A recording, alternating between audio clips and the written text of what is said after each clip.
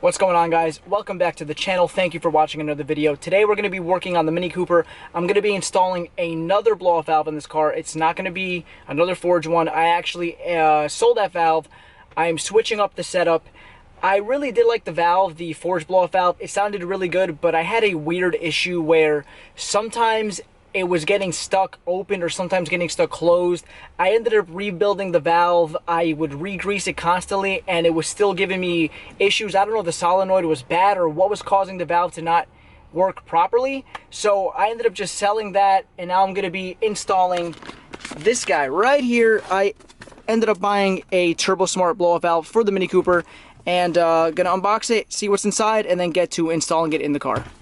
Alright guys, so let's unbox this valve, see what it comes with. So first, what is this? So this is the boost tap. This is what's going to go onto the intake manifold with the map sensor. So nice and black. Comes with a zip tie. I don't really think I'm going to need that, so well, I'll keep it just in case. Here's the valve itself. So it looks super nice. It actually feels like it's really good quality. So I'm going to open it up off camera, make sure that it's all like greased and lubed up before installing this so I don't have any issues. But here we have the valve. We have some line right there. We have the connector with the resistor for the stock connector for the diverter valve so that it doesn't trip a check engine light and give any issues. Another zip tie.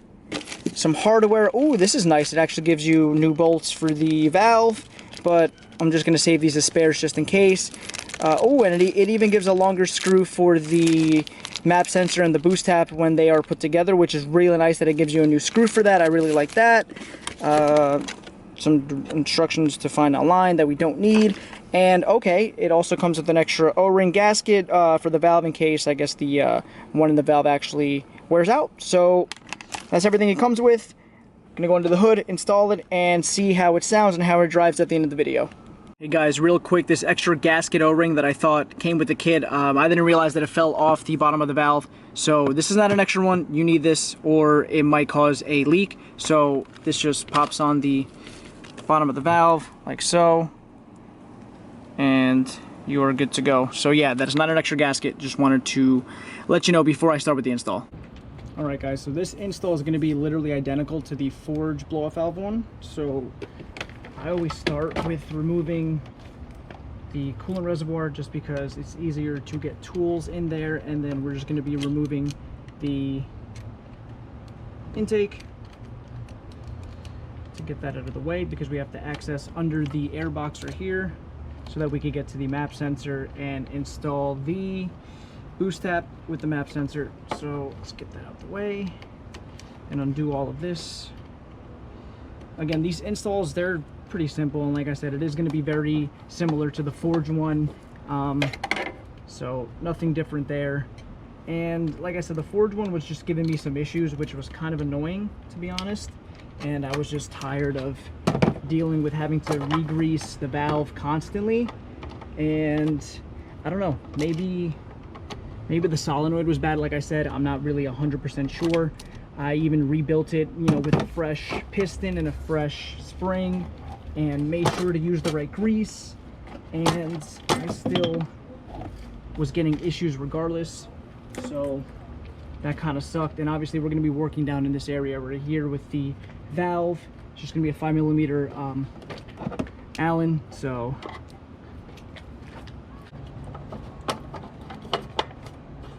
alright, so disconnect the MAF. Already loosened this screw up.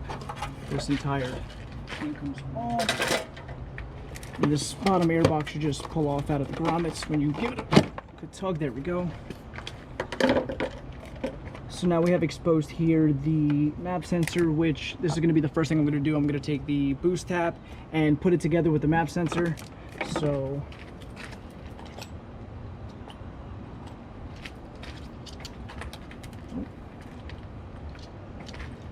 again guys, this is like pretty much identical to how the forge setup was. So take that. I'm going to save obviously that screw just in case I ever go back, but just put the tap into the original, put the map sensor on top, and then It's nice that TurboSmart actually provides new hardware. So got a new screw that'll go right in.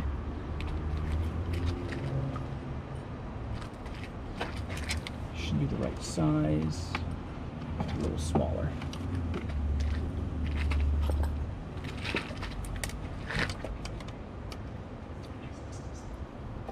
Alright guys, so at this point I haven't taken off the valve yet, but I'm looking at the line and hopefully it reaches to where I need it to. It looks a little short, but I could be wrong. So connect it to the back, run it under everything. Actually, no, it should be okay now that I'm looking at it. Yeah, no, it's good. It's good. Actually, the length is perfect. So now all we got to do is remove the valve, the 3 5mm Allen, and I'm just going to use a regular Allen key. A socket would be better, but this will work. This will work, no problem.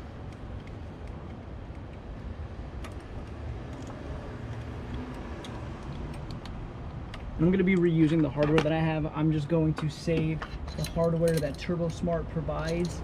I'm going to just save that for just in case, you know, something happens, you lose one.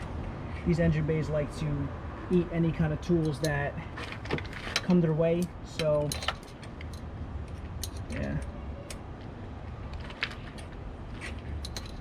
Alright guys, so surprisingly the stock valve, I mean, after all these years, is still good. Nothing's cracked, so obviously I'm going to save that because I don't want anything to, just in case something goes wrong.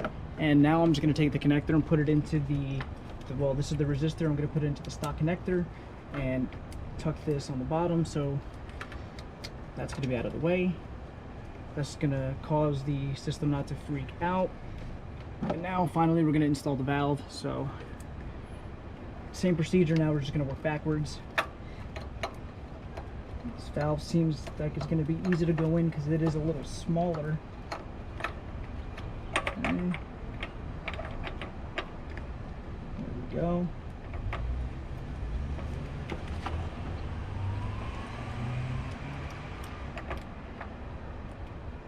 It's in there.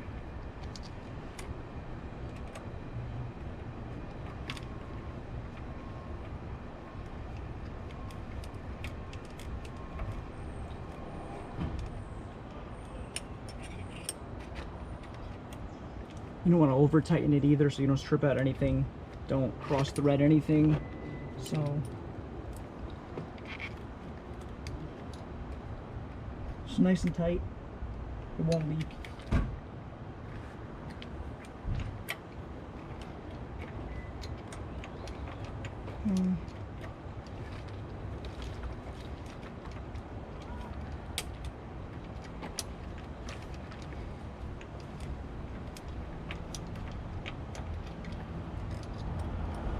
Alright guys, so the last thing we need to do is just take the vacuum line that we had at the beginning that's connected to the intake manifold on the map sensor, connect it into the valve itself on the bottom, and that's going to be the install right there. Everything else is connected. The resistor's connected into the OEM diverter valve connector, and then after this is just put everything back together and go out for a test drive, make sure that everything works, make sure nothing's leaking, make sure it sounds right, make sure everything works, obviously.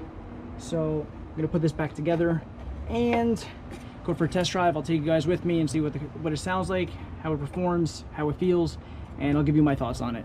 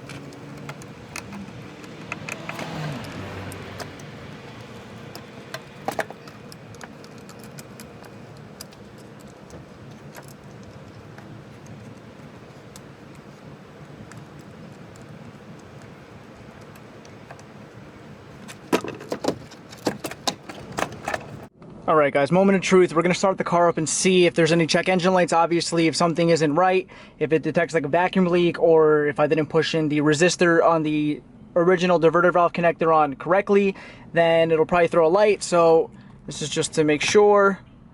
Clutch in, oh, key in.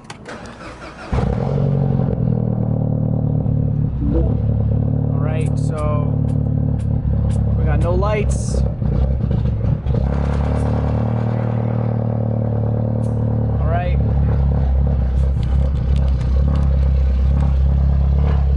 Seems like everything's okay. I don't know if you can hear me over the exhaust, but it seems like everything is fine. Now we're gonna go take it out for a drive. I'll take you guys with me. We'll see how it sounds. We'll see how it performs. Hopefully everything is good. Wish me luck. This is gonna be my first drive. I don't know how the car is gonna feel. I don't know how it's gonna sound. So hopefully it's good. I have the window open right now. So we'll see. We'll see together how it's gonna sound.